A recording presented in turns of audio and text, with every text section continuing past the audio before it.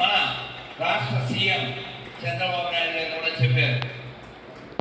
అప్పుడు అలా జరిగింది, కానీ మీరు అలా చేయకండి, ఇప్పుడు ఖచ్చితంగా పెంచండి. ఖచ్చితంగా జోక్ కాదండి, ఖచ్చితంగా కూర్చోండి అమ్మా. వెయ్యి వెయ్యి నువ్వు కూడా వెయ్యి గట్టిగా. అమ్మ మీ పేరే? మురళి. Very good. నేను ఎందుకు పిలిచానంటే వీళ్ళని వీళ్ళందరినీ ఎందుకు అడిగానంటే, మొన్న కూడా బీబీ వినాయక్ డైరెక్టర్ వాళ్ళ ఊరు వెళ్ళా, అక్కడ కూడా అడిగాను. ఇద్దరని ఒకళ్ళు, ముగ్గురని, ఆ ఇద్దరని ఒకరని చెప్పారు. ఒక్క ఆయన ఇలాగే ముగ్గురని చెప్పాడు. చెప్పగానే నేనేం చెప్పాను తెలుసా? ఒక్క మగాడు అన్నా. ఇలాగా మళ్ళీ ఇలా అలా అడుగుతుంటే ఇంకొక ఆయనకి ముగ్గురు అన్నాడు. అప్పుడు మళ్ళీ చెప్పాను మరో మగాడు. ఈ మాటలు ఆ సినిమా తీసిన డైరెక్టర్కి ఫోన్ చేసి చెప్పారు, వైఎస్ చౌదరికి, ఈ జిల్లానే కదా. అయితే విషయం ఏంటంటే, మన మైండ్ సెట్ని గత 50-60 ఏళ్ళుగా బాగా బ్రెయిన్ వాష్ చేసి, జనాభా పెరిగిపోతుంది, పెరగకూడదంటే నియంత్రణ ఉండాలి అని గోడల మీద ఇలా త్రికోణం బొమ్మలు వేసారు. స్కూల్కి వెళ్ళేటప్పుడు ఉండేవి ఆ బొమ్మలు వేసి హిందూ సంతాన నిరోధ ఉద్యమం చేశారు. దానికి నిరోధన పేరు పెట్టారు. అది వాడిని వాడు మాత్రం హిందువే, పొద్దులు వాళ్ళే. అందుకని పొద్దులు పెరిగారు. పందెం తినకపోవచ్చు కానీ వాళ్ళ జీవితానికి పందే ఆదర్శం.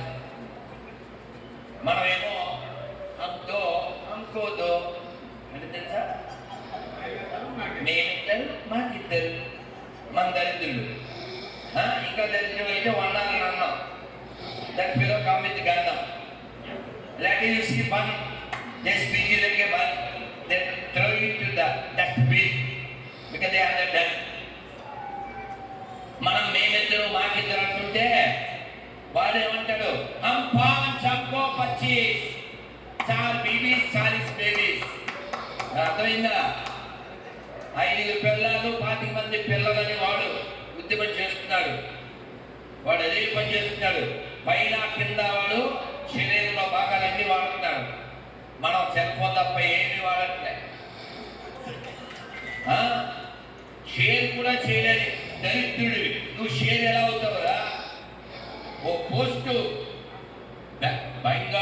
బంగ్లాదేశ్లో ఇలా జరిగింది, దీన్ని షేర్ చేయి అని అన్నప్పుడు దాన్ని షేర్ చేయడానికి డాక్టర్ బాధపడుతూ నేను దీని మీద మాట్లాడితే నీకెందుకు అన్నారన్న.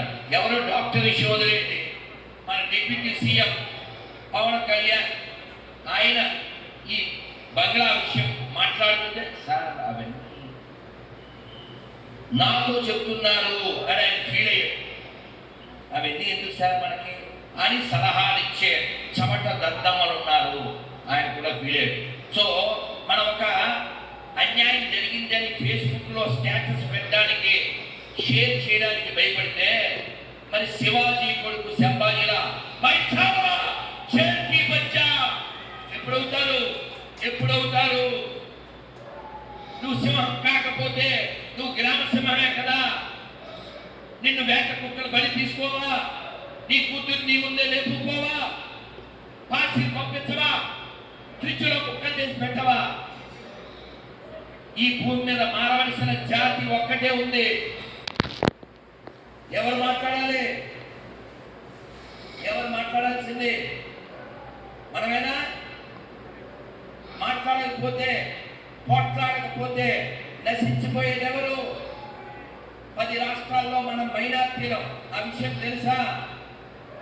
మనం మెజారిటీ అని సంకలు గుర్తుకోవడానికి ఏమీ లేదు. పక్క రాష్ట్రం తమిళనాడు, తిరుపతి కొండరావు, అక్కడ పక్కన పందులు గొర్రెలు పరిపాలన చేస్తున్నాయి. వాడు మన ఈ దేశానికి ఇస్లాంకి ఏ సంబంధం లేదు, ఈ దేశానికి క్రైస్తవానికి ఏ సంబంధం లేదు. అయినప్పటికీ ఓ కొండ మీద 1000 సంవత్సరాల నుంచి సుబ్రహ్మణ్య స్వామికి దీపం వెలిగించాలి. కోర్టుకి వెళ్ళారు. కోర్టు తీర్పు ఇచ్చింది. అయినా సరే దీపం వెలిగించడానికి వాళ్ళు అడ్డం పడి వాళ్ళ జెండా ఎగరేసేలా చేశారు. ఎందువల్ల మనకు పవర్ లేదు కాబట్టి. కొంచెం తెలుగులో చెప్తే మనం దరిద్రులు కాబట్టి ఓటు వేసేటప్పుడు ఎవడు ఏది ఫ్రీ ఇస్తే దాన్ని కమ్మడేసుకోవడమే. మన దేవాలయం గుర్తులో మన భవిష్యత్తు గుర్తురాదు, మన గతం మన గుర్తురాదు. నటుల్లో ఎన్టీఆర్ ఏనాడు పనిచేయడు, అది హిందువులు, అందులో తెలుగోళ్ళు. మొన్న పాసిపోయిన కేకులు తిన్న దరిద్రులు ఎవరైనా ఉన్నారా? 25వ తారీఖు చేతులు ఎందుకు ఎత్తారు? ఇంకా తింటే మాత్రం ఈ బాడీ అరిగిపోయింది. డిసెంబర్ 25 జరుపుకోవడం తప్పు కాదు, కానీ ఆ రోజు పుట్టినవాడెవడో పుట్టనివాడెవడో నా వీడియో చూస్తే మీకు అర్థమవుతుంది. ఆ రోజు చాలా గొప్పవాడు పుట్టినరోజు. AP not just VP. AP అంటే అటల్ బిహారీ వాజ్పేయి పుట్టినరోజు. చాలా గొప్పవాడు. కాశ్మీర్ విషయంలో పాకిస్తాన్ వార్నింగ్ ఇచ్చాడు. నువ్వు పాలడు, आपको दूध चाहिए मैं खीर देंगे, आपको कश्मीर चाहिए मैं कराची दाखा आएंगे.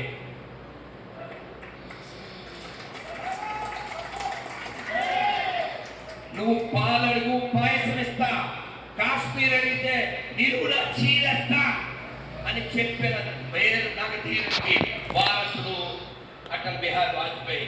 అటువంటి వీరులైనటువంటి వాడిని మనం ఆదర్శంగా తీసుకుని డిసెంబర్ 25 ఖచ్చితంగా సెలబ్రేట్ చేయండి. కేకులు పోయింది, కేకలేండి.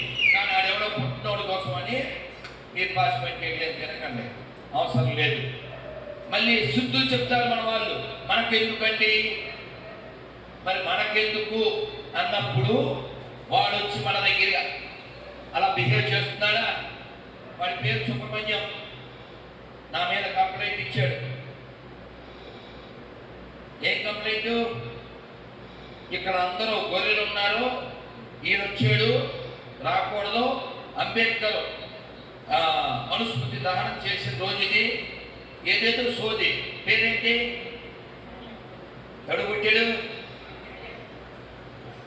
నీకో పేరు కూడా పెట్టలేని పనికి మాల మతం. చాలా ప్రమాదం. గుర్తుపెట్టుకోండి, ఈ దేశంలో అందరూ హిందువులే. కాకపోతే 3 రకాల హిందువులు. ఒకటి నీతి లేని హిందువులు, వాళ్ళు గొర్రెలుగా మారారు. 2 భీతి కలిగిన హిందువులు, వాళ్ళు మరకలుగా మారారు. ఇంకా 3 మిగిలింది ఒరిజినల్ హిందువులు. ఇదిగో ఇక్కడ ఉన్నారు.